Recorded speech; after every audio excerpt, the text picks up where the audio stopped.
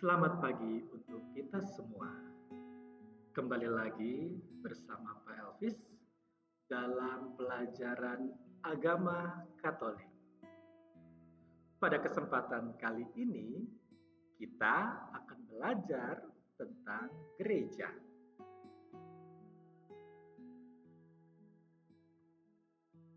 Gereja sebagai umat Allah. Kata gereja berasal dari kata igreja yang tertulis dalam bahasa Portugis, dibawa oleh para misionaris Portugis ke Indonesia.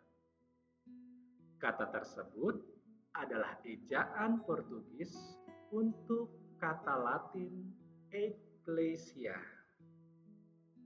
Ternyata kata tersebut memungut dari bahasa Yunani, ecclesia, yang berarti kumpulan atau pertemuan atau juga rapat. Namun, gereja atau ecclesia bukan sembarang kumpulan, melainkan kelompok orang yang sangat khusus. Kata Yunani ecclesia berasal dari kata yang berarti memanggil, ex atau keluar, dan klesia dari kata kaleo, memanggil. Jadi, artinya ecclesia adalah kumpulan orang-orang yang dipanggil keluar. Secara teologi, ecclesia artinya adalah orang-orang yang dipanggil dari dunia ini. Artinya orang-orang yang dipanggil untuk keluar dari dosa.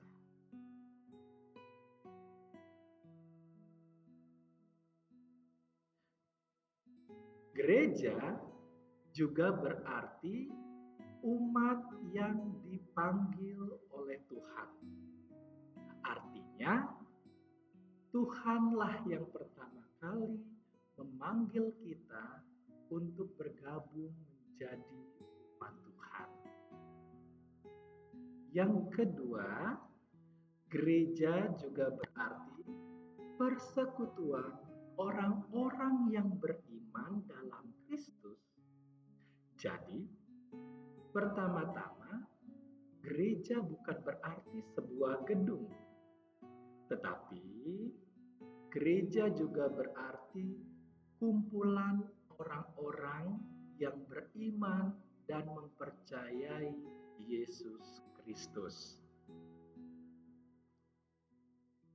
Gereja juga adalah tubuh mistik Kristus. Gereja juga bisa dikatakan sebagai bait Allah, misteri dan sakramen, persekutuan para kudus, komunion, dan umat Allah. Gereja sendiri yang ada pada saat ini itu bermula dari kehidupan gereja perdana atau jemaat perdana. Kehidupan jemaat perdana bisa kita lihat dari Kisah Para Rasul bab 2 ayat 41 sampai dengan 47. Sekarang kita akan lihat apa saja ciri-ciri jemaat perdana. Berdasarkan Kisah Para Rasul bab 2 ayat 41 sampai dengan 47. Ciri-ciri umat perdana atau gereja perdana adalah sebagai berikut. Yang pertama, di ayat 41, Ciri-ciri umat perdana adalah dibaptis. Baptisan menjadi tanda seseorang bergabung menjadi jemaat.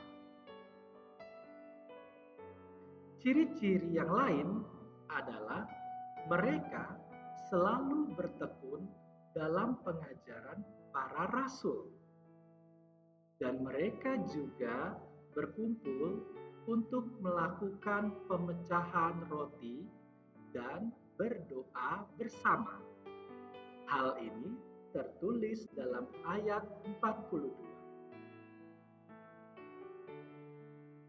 Ciri-ciri jemaat perdana yang lain adalah mereka percaya dan tetap bersatu. Kepunyaan mereka adalah milik bersama. Hal ini tertulis dalam ayat 44. Selanjutnya, ciri-ciri yang lain, mereka bertekun sehati dan berkumpul tiap-tiap hari di bait Allah. Ini tertulis di ayat 46.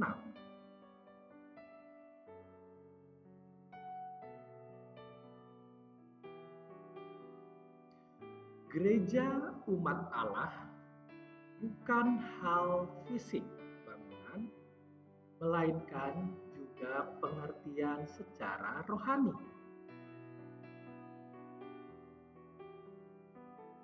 Gereja sebagai umat Allah berarti juga bahwa gereja sebagai umat yang terpilih dan juga dipilih oleh Allah. Gereja sebagai umat Allah pertama-tama bukannya sebuah organisasi yang bersifat manusiawi, melainkan gereja sebagai perwujudan karya Allah yang konkret di tengah-tengah dunia ini. Gereja sebagai umat Allah bukan hanya kaum awam dan hierarki saja, melainkan keseluruhannya. Jadi tidak hanya kaum hierarki atau kaum awam, tapi dua-duanya dan keseluruhan adalah sebuah gereja sebagai umat Allah. Hakikat gereja sebagai umat Allah yang pertama, umat Allah merupakan suatu pilihan dan panggilan dari Allah sendiri.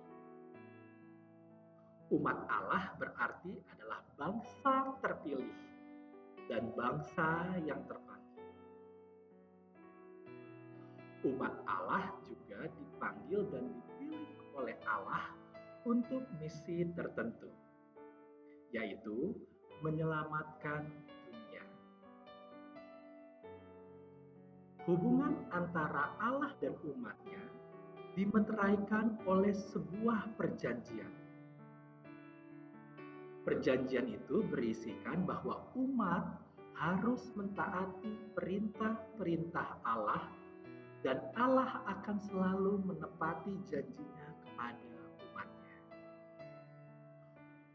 Umat Allah selalu dalam perjalanan, melewati padang pasir, menuju tanah terjanji.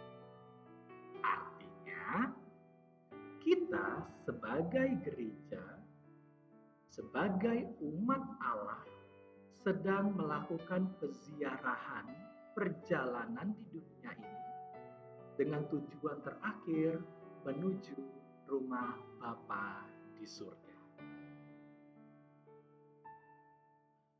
Dasar dan konsekuensi gereja sebagai umat Allah. Hakikat gereja sendiri adalah persaudaraan cinta kasih, sebagaimana jelas nampak dalam praktik hidup gereja perdana yang sudah kita bahas sebelumnya. Adanya aneka macam karisma dan karunia yang tumbuh di kalangan umat yang semestinya dipelihara dan dikembangkan untuk pelayanan dalam jemaat. Seluruh anggota gereja memiliki martabat yang sama sebagai satu anggota umat Allah, meskipun di antara mereka terdapat fungsi yang berbeda-beda. Ada 3 konsekuensi gereja sebagai umat Allah. Yang pertama, konsekuensi untuk umat atau yang sering kita kenal dengan istilah awam. Umat harus menyadari kesatuannya dengan umat yang lain. Umat harus aktif mengambil bagian dalam kegiatan-kegiatan hidup menggereja di lingkungan atau wilayahnya dengan segala karisma dan karunia yang dimilikinya. Konsekuensi yang kedua untuk para kaum hierarki. Kaum hierarki mesti menyadari bahwa tugas kepemimpinan yang diembannya adalah tugas pelayanan. Mereka berada di tengah-tengah umat sebagai pelayan. Hierarki semestinya memberi ruang dan tempat bagi umat untuk berperan aktif ikut dalam membangun gereja dengan karisma dan karunia yang mereka miliki. Ketiga, konsekuensi dalam hubungan antara hierarki dan awam. Kaum hierarki harus memandang umat atau awam sebagai partner kerja dalam membangun gereja, bukan sebagai pelengkap penderita yang seolah-olah tidak berperan apa-apa. Hierarki juga harus memperlakukan seluruh anggota gereja sebagai satu umat Allah yang memiliki martabat yang sama meskipun menjalankan fungsi yang berbeda-beda. Teman-teman sekalian, cukup untuk materi gereja sebagai umat Allah pada kesempatan kali ini. Semoga kita dapat sungguh-sungguh menyadari fungsi dan tugas kita sebagai umat Allah di dunia ini. Terima kasih, Tuhan memberkati.